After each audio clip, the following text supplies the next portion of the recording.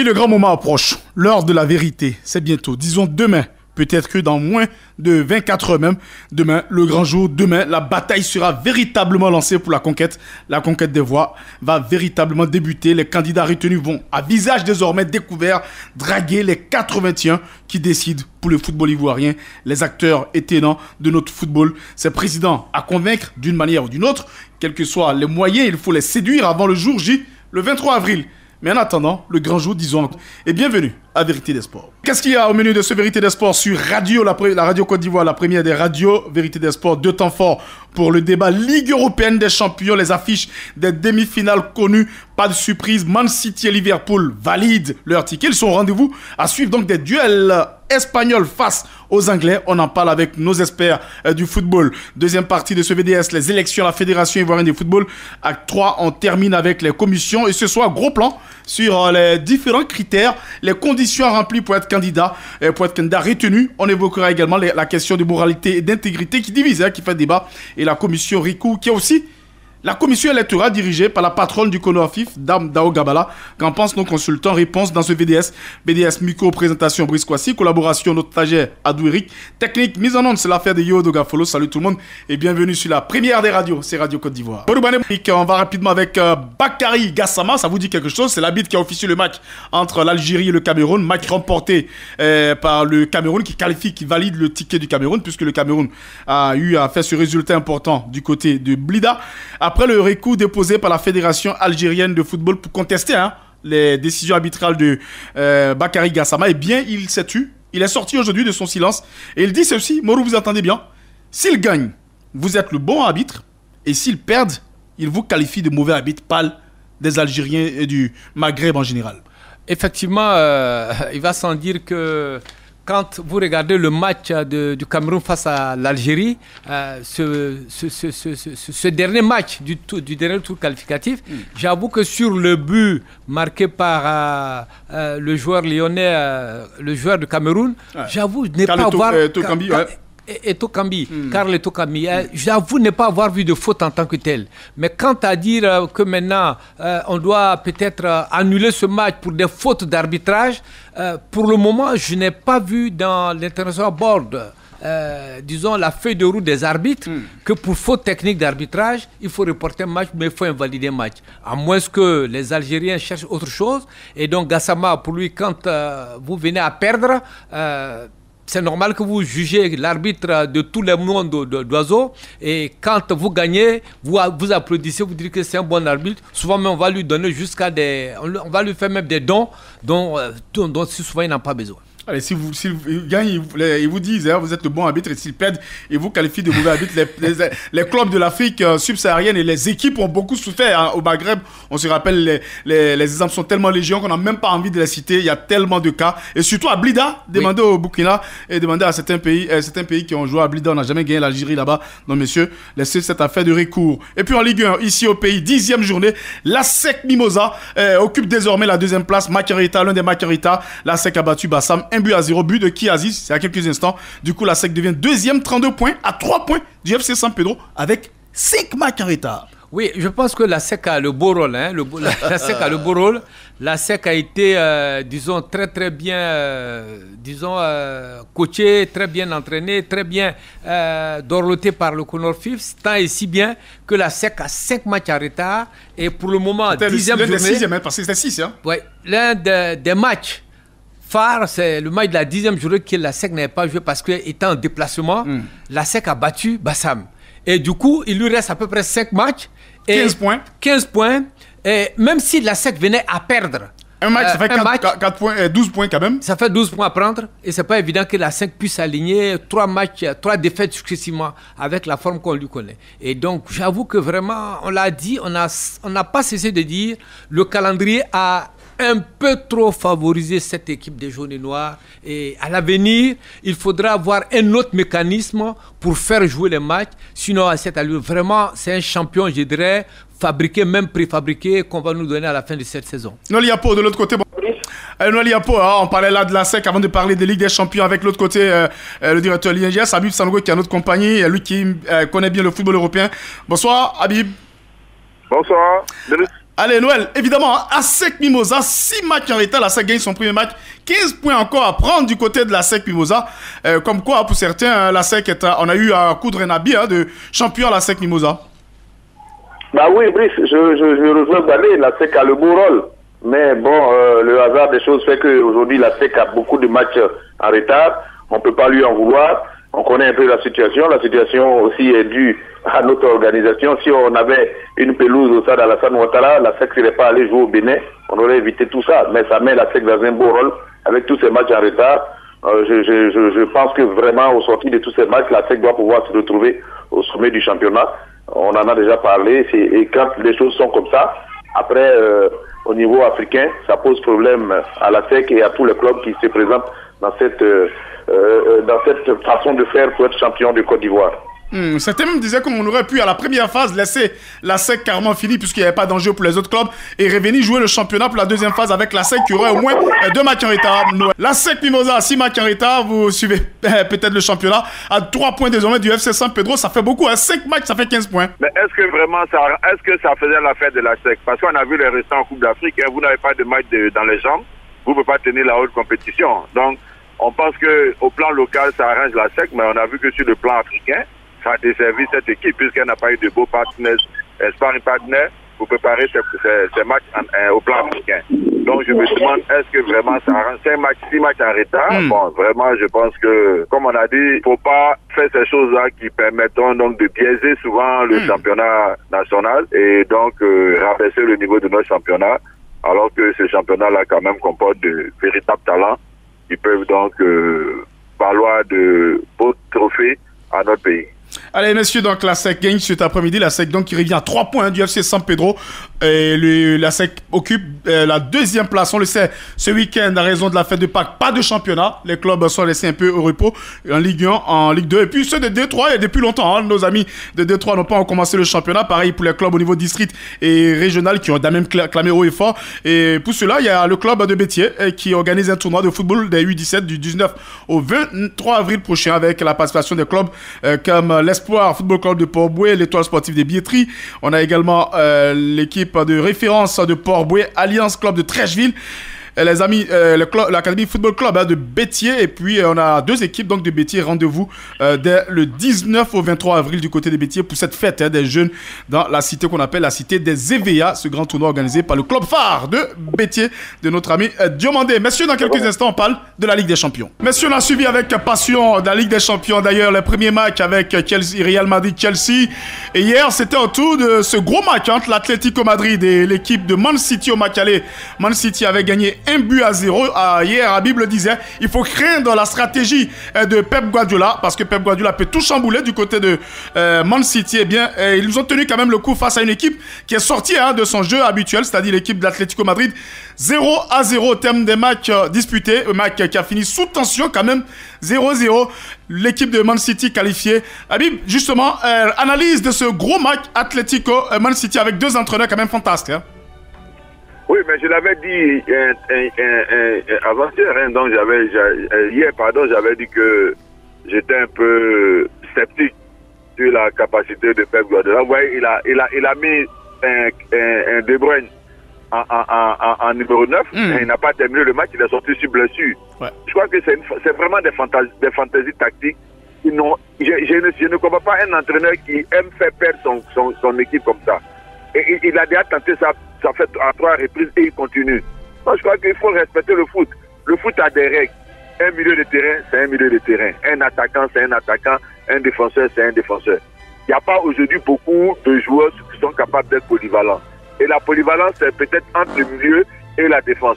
Mais on ne peut pas sortir un milieu pour en faire un attaquant, et surtout en plus en le faisant jouer à pointe. Alors que lors du match contre Liverpool, il a fait jouer Gabriel Jesus.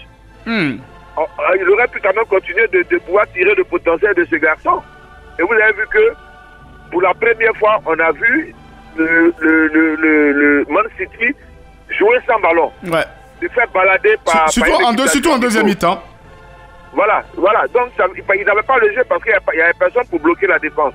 Et donc, moi je n'étais pas étonné si l'Atlético avait marqué un but pour éliminer vraiment cette équipe de Man City parce que l'entraîneur à vraiment déjouer. Et comme à ses habitudes, il est là encore toujours en train de tester des tactiques. Aujourd'hui, nous sommes dans la haute compétition. Vous avez une équipe type, il vous donne des résultats. Pourquoi ne pas continuer? Voilà, il a vraiment failli coûter la qualification à son équipe par ses errements tactiques comme d'habitude. Mais vraiment, bravo à l'Atlético qui nous a démontré vraiment qu'elle pouvait rehausser son niveau de jeu et être vraiment à la hauteur de cette compétition. C'est vraiment dommage que l'entraîneur de l'Atlético aussi a un problème avec Luis Suarez, parce que je pense quand même un joueur de telle expérience, ce genre de match-là, s'il avait commencé, je suis presque convaincu que le résultat serait autrement. Clairement, il n'a pas joué. L'Atlético a fini à 10 avec la sortie de Felipe. Noliapo, est-ce qu'on peut dire que l'équipe de Man City est passée quand même par un trou de souris pour se qualifier pour cette demi-finale, alors qu'on attendait quand même une belle image, un beau match de Man City? Oui, Brice, on peut le dire ainsi, mais moi je ne suis pas étonné parce que l'entraîneur de Manchester City, pratiquement, c'est un entraîneur qui a tout gagné et qui aujourd'hui, pour moi, au stade des expérimentations de ce qui lui passe par la tête. Bon, heureusement pour lui, ça lui donne les résultats et il continue. On va dire que hier, il a eu vraiment beaucoup de chance parce que même dans les arrêts de jeu, il aurait pu prendre le but qu'il ne fallait pas, mais bon, Dieu l'a aidé et il a pu conserver cette qualification. J'ai regardé l'équipe de l'Atlético qui a joué conformément au tempérament de son entraîneur, mais ce que je voudrais dire, c'est que quand vous allez regarder le tableau des demi-finales, c'est 2 clubs anglais contre 2 clubs espagnols. Ça dénote de deux footballs des 2 grands pays, de football de haut niveau. Ça montre qu'il n'y a que l'organisation du football qui peut amener les clubs au sommet.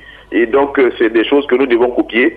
C'est aussi simple que ça. Il n'y a pas de résultat sans travail. Il faut qu'on se mette à travailler aujourd'hui.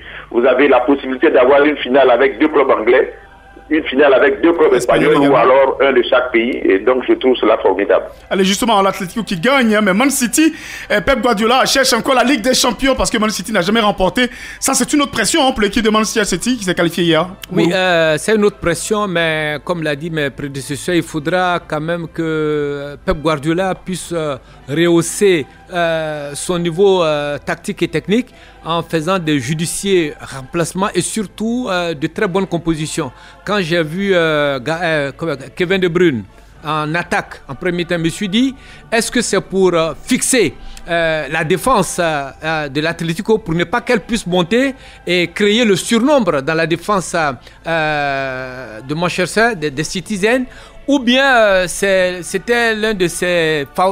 il voulait quand même s'amuser un peu. Mais j'ai fini par comprendre que certainement il voulait quand même concentrer 2 joueurs pratiquement sur De Bruyne pour vers la défense adverse. Et donc, il n'a pas pu réussir. Et De Bruyne a dû sortir sur blessure, remplacé par Raheem Sterling, qui n'arrive pas à pistonner, à développer son jeu comme il fallait. Mais je pense que la défaite de l'Atlético vient de son entraîneur qui a voulu jouer défensivement à l'aller comme au retour. Voyez-vous, au retour, c'était le bloc équipe était en milieu de terrain pratiquement, même si elle a dominé. Il a fallu attendre la deuxième mi-temps pour qu'elle puisse se dérouler au moins une dizaine de pas. Avec l'entrée de Suarez. Correa également. Voilà. C'était Joao Félix qui était seul en attaque et bon, qui faisait. Mais il faut aussi marquer le fait que le gardien Ederson de Manchester City a été, disons, l'un des grands hommes de ce match. Il a évité à City une élimination précoce. Maintenant, c'est un autre challenge. Manchester City s'en va défier le Real. Manchester City n'a jamais remporté ce trophée comme tu l'as dit. Est-ce qu'ils vont vaincre le signe indien? Je dirais White and See. Il a affaire à un entraîneur très chevronné, Carlo Ancelotti du Real de Madrid. Et maintenant, on verra sur le rectangle ce que cela va donner. On sait, il n'y a pas eu de tremblement d'air du côté de Liverpool. Liverpool qui a concédé le nul à domicile face à Benfica 3-3, même si c'est vrai que Benfica a monté d'écran, mais Liverpool a mis ses cadres un peu en repos avant de les faire entrer en deuxième période. Donc, il n'a pas craint. Finalement, Jürgen Klopp et son équipe se qualifient pour la demi-finale comme l'an dernier. Mais si on va regarder rapidement les affiches des demi-finales, Liverpool-Villarreal. Habib, ça c'est une affiche où Liverpool pas favori, mais attention aux sous-marins jaunes qui commencent à prendre goût à cette Ligue des Champions. Oui, et puis cette équipe n'a rien à perdre, hein, donc je pense qu'elle va jouer plus libérée. Hein, parce que Jürgen Klopp, c'est vrai, il ménage un peu son effectif parce que il a aussi un œil sur la Ligue 1. La FA Cup d'ailleurs, il joue dimanche la FA Cup face à Man City. voilà, il a un œil sur la première ligue. Il veut reprendre le fauteuil des champions. Il est en demi-finale de jeu. Donc, je crois qu'il a à ce niveau-là une réflexion à faire. Qu'est-ce qu'il met en priorité? Donc, c'est à ce niveau que ça va se jouer dans sa tête. Mais je pense que les sous-marins rouges et jaunes n'ont rien à perdre. Ils sont pratiquement 7e du championnat. Je pense que c'est leur seule occasion de pouvoir continuer de jouer sur le championnat européen. Donc, c'est à elle de faire le jeu. Et je crois que cette équipe qui a déjà éliminé la Juve, qui vient de faire tomber le Bayern, je pense qu'elle se dira que rouge, c'est rouge, hein, comme on dit chez nous à Abidjan. Liverpool rouge, Bayern rouge. Je pense qu'elle va jouer son jeu, son va-tout. Et si Liverpool prend cette équipe de haut, j'ai peur que Liverpool fasse les frais donc, de cette équipe-là. Allez, Noël Yapo, est-ce que vous voyez Villarreal qui a tombé, comme tout à l'heure Habib l'a dit, tombé le Bayern, qui a tombé la Juve, deux équipes quand même, hein, deux légendes du côté de l'Europe, tombé quand même les Reds encore, c'est un autre rouge, Liverpool, Villarreal, Unai Emery, connaît bien hein, le football anglais. Est-ce que pour vous, Villarreal peut encore créer une autre surprise? Ah oui, Brice, je pense que c'est un match qui va nous réserver de très grosses surprises. Villarreal est une équipe qui joue bien en bloc. C'est pas une équipe de grosses stars, mais c'est une équipe qui joue bien en bloc. Le football, c'est le bloc équipe qui est le plus important. Aujourd'hui, comme l'a dit le prédécesseur, ils n'ont pratiquement plus rien à gagner. Je crois que atteindre la finale, ça va être la cerise sur le gâteau. Ils vont jouer sans pression. Je pense pour moi la pression va être sur Liverpool, qui doit énormément faire attention parce que Liverpool n'est pas aussi extraordinaire que ça. Face à cette équipe de Villarreal qui joue vraiment en bloc, qui sait bien défendre, il peut avoir de très grosses surprises et je ne serais pas surpris de voir la cerise sur le gâteau se réaliser. Que Villarreal puisse éliminer effectivement Liverpool parce qu'ils ont déjà sorti de très grands corps avant d'arriver à ce niveau-là. C'est la deuxième fois que Villarreal joue une demi-finale après 2006 face à Arsenal. Morou, Villarreal, à ce stade, on ne s'attendait pas à cela hein, du côté des observateurs de cette Ligue des Champions. Et bien sûr là, mais ils ont gagné des gros. Et encore un grand devant eux, c'est Liverpool. Est-ce qu'ils peuvent continuer sur cette lancée? Oui, hier, le match de Liverpool face à Benfica, on a vu un peu quand même que les joueurs de Liverpool étaient isolés, étaient fatigués. Il faut qu'ils reprennent rapidement la condition physique, il faut qu'ils remontent leur débauche d'énergie qui a été vendangée devant Liverpool, devant le Benfica. Et donc, s'ils vont dans ces mêmes conditions physiques face à cette équipe de Villarreal, c'est sûr et certain qu'ils vont se faire sortir. Vous avez de très très bons joueurs, Tsimikas, et puis vous avez aussi Nunez, Darwin, qui sont de feux follets, qui peuvent à tout moment, au niveau de Villarreal, retourner une situation. Donc ce sont des jeunes très ambitieux, qui ont très faim, à l'image à contrario de Liverpool, dont les joueurs, on les sent un peu scellés, un peu fatigués. Ils ont même la tête ailleurs. Voilà, tant et si bien que Sadio Mané aujourd'hui, il joue pratiquement remplaçant. Keita, Naby Keita, c'est pas tellement grand. Mo Salah aussi n'arrive pas tellement à accorder ses actions. Et donc j'avoue que s'ils ne font pas attention, ils seront la troisième grande équipe après la Juve, après le Bayern, et puis ils risquent de prendre la porte. Jamais 203. Attention donc 203. À Liverpool. Messieurs, la grande finale, c'est peut-être la finale hein, avant la lettre. C'est incontestablement le thème est ça. Hein, finale avant la lettre. Man City à la conquête depuis quelques années de cette Ligue des Champions face à celui qui est le grand de cette Ligue des Champions, Real Madrid. Habib, c'est une finale déjà avant la lettre. Man City, Real Madrid. Est-ce pour vous 50-50 ou bien il y a un favori pour cette demi-finale? Alors, moi, ce résultat est conditionné par le lieu du match retour. C'est vrai qu'on a vu que dans les tours précédents, le Real, lorsque le Real était en difficulté sur son terrain, a des ressources avec vraiment un 12e homme qui vraiment se lie contre l'adversaire. On l'a vu battre le PSG alors qu'elle était dans le code. On vient encore de l'avoir éliminé in extremis le club de Chelsea. Chelsea, ouais. Et donc, je suis curieux de savoir le match retour va se jouer où. Si le match retour se joue le match retour, c'est à City. C'est en Angleterre. Ouais. En Angleterre. Si c'est en Angleterre, le 26 j'ai avril. vraiment peur que le Real puisse Attends de confirmer, parce qu'on me fait signe de l'autre côté. Vous regardez un peu pour nous confirmer ça, le match retour, c'est... Le match retour, c'est ça. À City. Bon, allons-y, on va voir. Allons-y. Voilà, donc vraiment, comme j'ai dit... Non, le match retour me semble que c'est à Santiago Bernabéu. J'ai vu les clubs espagnols recevoir pour ces matchs retour. Même Liverpool joue son match retour également du côté de l'Espagne, sur les trucs. Mais allons-y avec Habib, on va confirmer cela d'ici la fin. Voilà, donc comme j'ai dit que le lieu du match retour va être déterminé dans cette confrontation. Avec un Karim Benzema qui commence à être un peu coutumier de l'infirmerie. Après chaque gros match, il a un coup.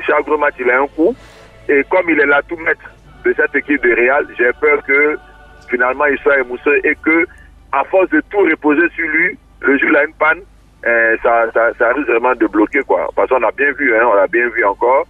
Et n'eût été la glissade de Reidiger, je suis convaincu que le Chelsea aurait pu remporter ce match-là. Donc vraiment, j'attends de voir. Et pour moi, en tout cas, un léger avantage à Man City. Si encore, je répète toujours, si Pep Guardiola ne nous fait pas encore des fantaisies comme il en a l'habitude. On aura le temps de confirmer par sur le portable de... Sur le portable de Moreau, on a le temps de regarder un peu ce qu'on voit. Je crois que le match retour, puisque je n'ai pas eu le temps de vérifier cela, se joue à Madrid ou à City. Mais on aura le temps. C'est encore nouveau. Je vois Man City reviendra à Madrid pour jouer. On attend de confirmer. Allez, messieurs, on a Mouloua Liapo pour cette grosse demi-finale. C'est la finale avant la lettre. Man City, Real Madrid. Oui, Brice, c'est vraiment la grosse finale, même pas avant la lettre. Il pourra avoir d'autres finales, mais celle-là, ce match-là particulièrement, ça va être la finale pour moi de la Ligue des Champions. C'est avant la lettre, c'est vrai. Mais je dis que le Real a, pour moi, un avantage. C'est une équipe qui dégage une sérénité. Même quand ils sont menés, vous ne les sentez pas dérangés, vous ne les sentez pas apeurés. Ils ont un entraîneur qui réussit à faire des remplacements pour les repositionner dans le match. Et donc, je me dis que là, on n'attendait même pas, je veux dire, au début, le Real de Madrid à ce niveau-là, mais c'est leur sérénité et leur réalité, et leur réalisme devant les poteaux qui les ont amenés à ce niveau-là, face à une équipe de Manchester qui a un entraîneur qui est encore au stade de l'expérimentation. Ça va être un très gros match, mais bon, personnellement, je vois que, pour moi, le Real peut prendre le dessus parce que c'est une équipe avec laquelle une seule occasion, ça suffit. La dernière fois, on a vu, même Modric, à 36 ans, a été capable de faire une passe extraordinaire pour ramener le Real. Donc, ils ont cette force-là, depuis leur entraîneur jusqu'à tous leurs joueurs qui gardent leur sérénité par rapport à Manchester City. Mais ça sera un très beau match, ça va être la finale avant la lettre, comme tu le dis. Oui, Morou, pour terminer évidemment ce sujet-là, avant d'aborder le deuxième sujet, Man City, Real ou Real Man City, en tout cas, c'est l'affiche. En tout cas, c'est l'affiche et je pense que Manchester, les statistiques l'ont démontré que lorsque le Real bat l'équipe détentrice du trophée, automatiquement, le Real, ça va prendre le trophée, le Graal. Et par 4 fois déjà, cela s'est passé, c'est vérifié. C'est la 5e fois et le Real, ça va faire son 14e titre si éventuellement ils arrivent en finale. Et donc, ce sont des joueurs, certes, Noël Yapoul a dit, on a Benzema qui de temps en temps... Libéré un peu par la Liga, parce qu'ils semblent, contrairement à City qui est menacé par Liverpool, ils sont plus tranquilles. Ils sont plus tranquilles, mais les cadres même, quand vous prenez Benzema, quand vous prenez Modric, de temps en temps, ils sont à l'infirmerie pour se requinquer. Est-ce qu'ils vont avoir assez de jus pour tenir tête face à ces jeunes joueurs de Manchester City? J'avoue que c'est un match qu'il faudra prendre très très au sérieux par le coach Ancelotti, mais ce ne sera pas du tout facile pour cette équipe du Real qui souvent joue certes, mais il y a quand même un peu de dose de chance qui arrive quand même à déterminer l'issue de leur match. Alors, on aura le temps de revenir, Habib, pour terminer avec vous. Merci d'avoir été avec nous. Mais vous voyez quelle affiche de finale, Habib, avant de terminer avec vous? Moi, je vois une finale anglaise. Ah, donc Liverpool-Man City. Voilà. Attention, les Espagnols ne seront pas contents. Merci, Habib, bon week-end et puis surtout, bon carême à vous. Merci de nous accompagner comme ça souvent. Et puis, on attend de voir si le 26, on aura Liverpool-Man City. Bonne soirée chez vous. Merci, c'est moi qui vous remercie. À bientôt. À bientôt. Donc je rappelle Liverpool, Villarreal et puis Man City, Real Madrid pour les finales. Et puis au niveau de l'Europa League également, il y a des matchs.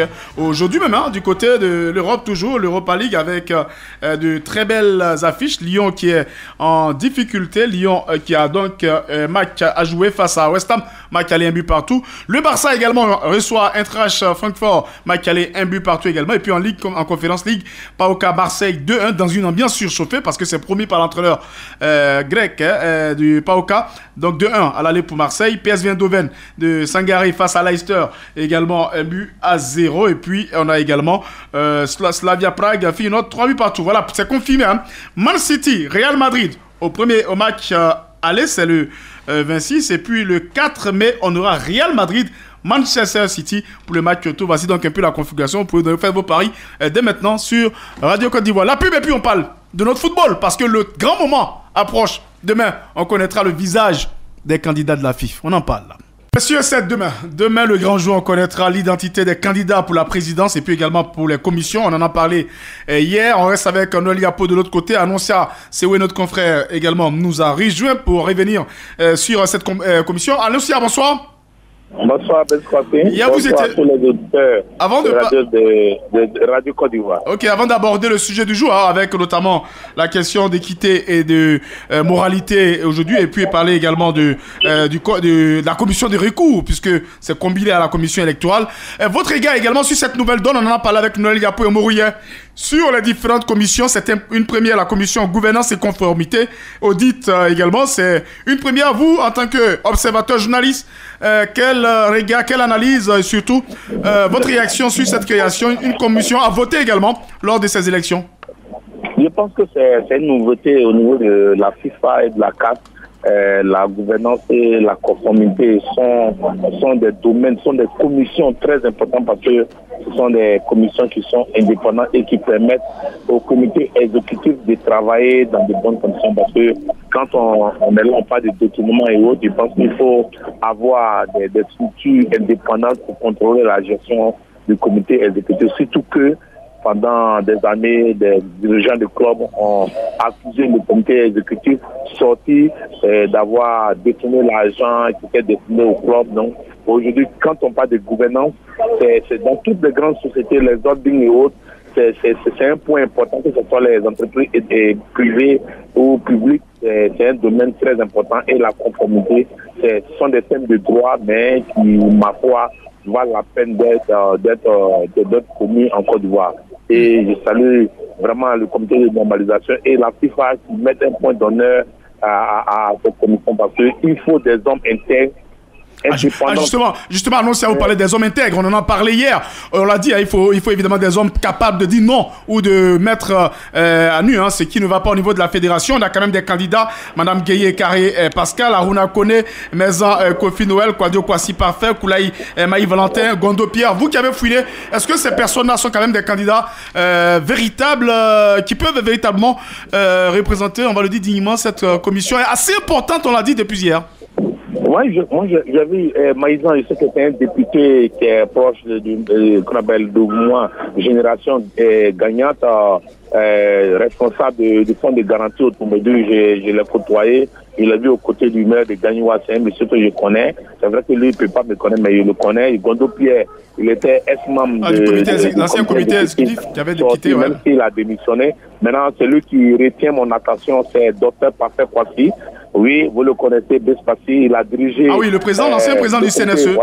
Voilà, le comité national de soutien aux éléphants, président de l'ordre des pharmaciens de Côte d'Ivoire et aujourd'hui patron de la bourse des valeurs immobilières. Donc, c'est quelqu'un qui est connu du sillage, qui a un background, qui peut apporter, ma foi, quelque chose parce qu'il est indépendant financièrement, il est nanti et il a une connaissance au niveau des affaires. C'est vrai qu'on le connaît au niveau du CNSE, au niveau du football, il n'est pas étranger, bien sûr. Comme Gondo Pierre également. Même du comité directeur de l'APA à un moment. Et au niveau de la mairie du plateau, on le connaît. Il est dans le web sphère de l'administration en Côte d'Ivoire. Je pense que déjà, le fait de candidater, c'est déjà un atout. Justement, je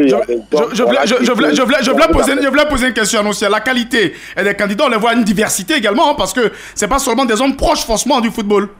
Et des dames également. Oui, c'est pas les hommes du monde. Mais comme on le dit aujourd'hui, quand on dit le football, le footballeur ou bien le monde du football, le football c'est un monde de tout. Vous avez les médecins, vous avez des mécènes, des directeurs des impôts. On ne peut pas parler de football sans inclure la société civile, sans inclure des personnes qui ont prouvé, parce que être président de club, c'est pas un métier. D'abord, les gens ont leur métier avant de venir au football. Donc, on a des docteurs, on a des avocats, on a tout un monde au niveau du football. Donc, c'est normal que ceux qui ont cette passion-là puissent apporter l'expérience à l'avenir du football ivoirien. Donc, je salue déjà tous ceux qui ont postulé et que le meilleur des maires, le football, c'est une passion, c'est une discipline ouverte à tous ceux qui ont au moins des compétences pour apporter l'expérience. Allez, donc je rappelle évidemment, on a au-delà des candidats de la présidence, des candidats donc à la commission gouvernance et conformité, vous avez signifié un peu, souligné un peu ceux qui sont candidats. Messieurs, on va écouter, si vous restez avec nous, Loli Apo également et Morou, on va écouter la présidente du Conor FIF qui parle évidemment de la question qui fait un peu débat, question de l'intégrité et également probité. On écoute la présidente Dao Gabala sur ce sujet. Je pense que quand vous remplissez une fiche d'intégrité, et ça se fait partout dans le monde, partout, quand vous remplissez une fiche d'intégrité, cette fiche d'intégrité, elle sert. Elle sert à quoi? Elle sert à s'assurer que ce que vous avez dit correspond à la réalité. Et c'est tout. Maintenant, comment on vérifie que ce que vous dites correspond à la réalité? Ça, c'est celui qui a l'autorité d'analyser la fiche. Sinon, remplir une fiche juste pour la classer, pourquoi la remplir alors? Et c'est ce qui se fait partout, partout dans le monde, partout. Même quand vous allez à l'ambassade, surtout chez les anglophones, vous remplissez, vous dites est-ce que tu as déjà été condamné? Pas du tout, etc., etc. Ils le prennent et puis après, ils le passent dans leur machine et puis ils vous ressortent ce qu'ils ont à vous ressortir. Bien sûr, Noël Yapo, cette question qui semble faire débat avant de la proclamation des candidats officiels, la question, c'est une première également, d'intégrité et probité.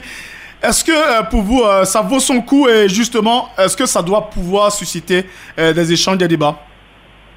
Mais Brice, en principe, ça ne doit pas faire sujet à débat parce que vous ne pouvez pas prétendre diriger une institution comme la Fédération ivoirienne de football avec un budget annuel de près de 7 milliards si vous n'êtes pas vous-même intègre, si vous n'êtes pas sûr de vos qualités morales. Donc, pour moi, ça ne doit même pas faire l'objet de débat. Il y a même, comme l'a dit Madame la Présidente, dans la vie, il y a des documents que vous certifiez, qu'on vous demande de certifier sur l'honneur. Vous ne pouvez pas mettre en doute vous-même votre honneur. Maintenant, ce qui fait débat, c'est qui va analyser cette intégrité, qui va dire qui n'intègre pas. Bon, moi, je crois que déjà, à ce niveau-là, chaque candidat doit pouvoir partir avec ses arguments, mais ça ne doit pas faire l'objet de débat parce qu'on ne peut pas aujourd'hui confier le football à quelqu'un qui n'est pas sûr de lui-même.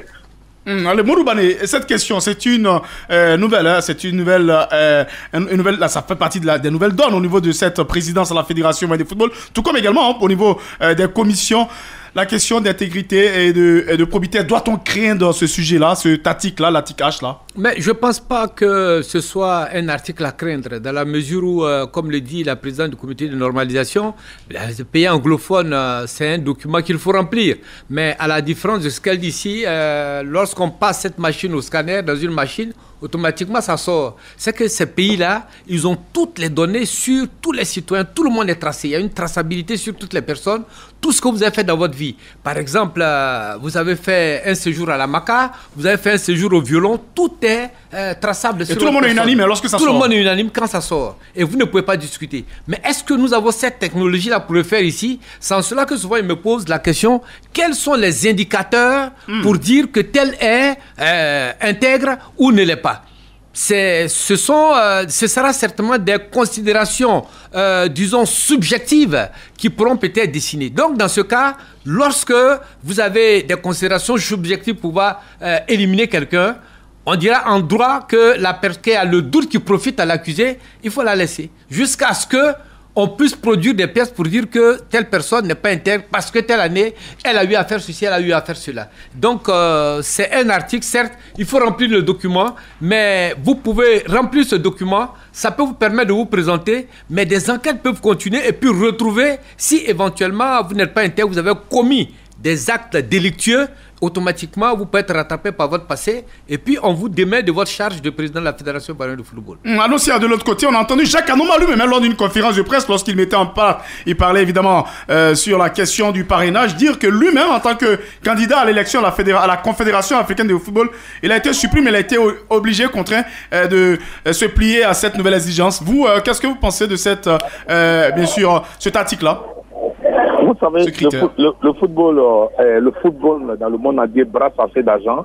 Morou l'a dit et le salue au passage. Et tous ceux qui doivent diriger la chose publique doivent au moins remplir un formulaire d'intégrité qui montre au moins votre probité, qui montre au moins votre moralité. C'est important parce que vous allez gérer des milliards. Il faut qu'on sache au moins ce que vous avez fait. Ce sont des documents remplis et après, les enquêtes peuvent suivre après. Vous savez, Blatter, il a eu le cutis à Platini à un moment donné, mais c'est les histoires d'intégrité, les formulaires qu'ils ont signés là, qui les ont amenés à un moment en prison. Donc, c'est pas des choses pour l'élection. Sans marquer, les gens ne pensent comme non, on va passer haut les mains pour aller aux élections, mais c'est des choses qui vous suivent pour que demain, lorsque vous transgressez ces formulaires hautes là, vous êtes exposé à la prison. Donc, il peut y avoir des plaintes demain pour dire, tel président, avant d'être candidat, il a détourné telle somme d'argent, ça peut vous rattraper. Donc, on ne le fait pas dans l'immédiat. Voilà, j'ai entendu quelqu'un dire tout à l'heure, non, est-ce qu'il va faire des trucs? Non, vous signez des documents qui vous rattraperont demain. Donc, je pense que c'est une donne, il faut saluer, parce qu'on a besoin de personnes qui pensent développement du football et non se servir de l'argent pour leurs propres besoins. Allez, messieurs, autre fait également, c'est que la commission recours est cette fois en même temps la commission électorale. Pas de recours, elle le dit, hein, vous allez entendre d'ailleurs. On écoute d'abord Dame Dao Gabala, puis on réagit pour terminer ce débat sur les élections avant demain la proclamation des candidats. Dame Dao Gabala. Quand le recours est fait, la commission se réunit, elle prend une décision avant évidemment la fin du processus, mais le recours n'est pas suspensif. La campagne continuera jusqu'à ce que décision ait été prise par la commission électorale. Il est prévu ceci pour cette élection. La commission électorale, donc le comité de normalisation, tient lieu de commission électorale et en même temps de commission de recours. Donc elle siège en premier et dernier ressort. Noélia Paul, entendu, le comité de normalisation en même temps, elle tient le de commission électorale et puis également commission recours. Ça aussi, vous, votre regard dessus? Oui, mais je pense que c'est quelque chose qui était déjà connu dans la feuille de route du comité de normalisation. Mais moi, je dis que c'est ce comité de normalisation qui est devenu aujourd'hui la commission électorale, même en se mouillant en commission de recours, pour moi, cela ne devait pas poser de problème. Parce que au-dessus de ce recours de cette commission-là, il y a quand même un tribunal arbitral du sport. Et donc, de façon réglementaire, quand vous n'êtes pas satisfait, vous pouvez saisir le tribunal arbitral du sport, qui est quand même aussi un dernier recours. Donc, à mon sens, ça avait été déjà prévu dans la feuille de route du comité de normalisation. Là, on arrive là, Madame Gabala ne fait que rappeler ce qui est de leur ressort. Pour moi, ça ne peut pas poser de problème parce qu'il y a une disposition réglementaire qui vous permet d'aller au tribunal arbitral du sport si vous estimez que vous êtes floué.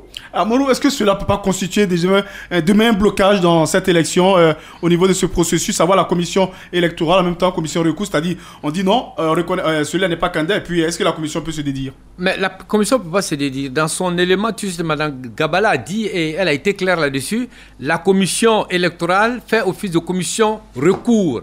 Et donc, elle statue en dernier ressort, mais ce n'est pas un recours qui est suspensif. Donc ça n'arrête pas le processus. C'est-à-dire, ça n'arrête pas le processus. Le processus continue et on continue de regarder ce que vous reprochez. Mais ce qui est intéressant ici, c'est qu'il n'y a pas une juridiction en dehors du CONORFIF qui peut statuer sur un acte qu'un des candidats aura reproché. Par exemple, vous avez vu un électeur introduire 6 bulletins à l'urne, vous vous en plaignez, vous avez pris des photos, vous ne pouvez pas aller au tribunal de première instance d'Abidjan ou bien au tribunal de Pougon pour aller poser plainte.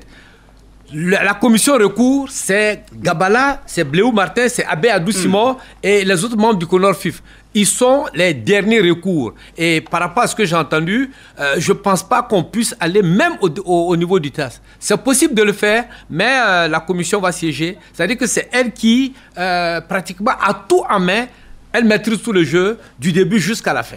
Allez, c'est bien sûr la commission qui est maîtresse du jeu de ces élections. La dernière réaction, celle de Annoncia sur ce fait-là, la commission électorale qui est en même temps commission recours dirigée par le CONORFIF. Non, je le dis, parce qu'il faut que les gens comprennent qu'on est dans une normalisation et c'est la FIFA. Je le dis et je le répète à tous les Ivoiriens, c'est la FIFA qui organise les élections en Côte d'Ivoire. La Fédération ivoirienne de football répond de la FIFA et de la CAF. Aujourd'hui, c'est le patron du football dans le monde qui est venu s'installer en Côte d'Ivoire par le biais d'un comité de normalisation. Il va organiser ces élections. Celui qui est fâché, quelqu'un l'a dit tout à l'heure, il va au TAS, c'est-à-dire le tribunal arbitral du sport. Point. Donc, recours ou pas recours, vous avez affaire à la FIFA parce que les gens étaient incapables d'organiser des élections inclusives, démocratiques et ouvertes à tous Aujourd'hui, c'est le comité de normalisation qui représente la FIFA, qui pilote les élections, point à la ligne. Merci à Nancy Asewe, merci à Noël Yapo, et puis merci également à Habib Sanogo qui était au téléphone. Merci à Morouk Bané. On dit évidemment demain, grand jour, c'est le jour pour connaître les candidats à la présidence, ceux qui seront retenus pour l'élection à la présidence de la fédération, également pour les différentes commissions. Et puis également, demain, ça sera Vérité des Sports, version actualité. Vous le retrouverez certainement Sendou Koulibaly. Et puis, on parlera de cela le mardi pour parler maintenant campagne, élection avec les candidats qu'on connaîtra. Merci à Yodo Gafolo, merci également à Adou, Eric, et puis bonne soirée déjà, bonne fête de Pâques à tous les chrétiens de Côte d'Ivoire, bon carême à tous les musulmans, et puis à mardi. Radio Côte d'Ivoire, Abidjan 88.fm.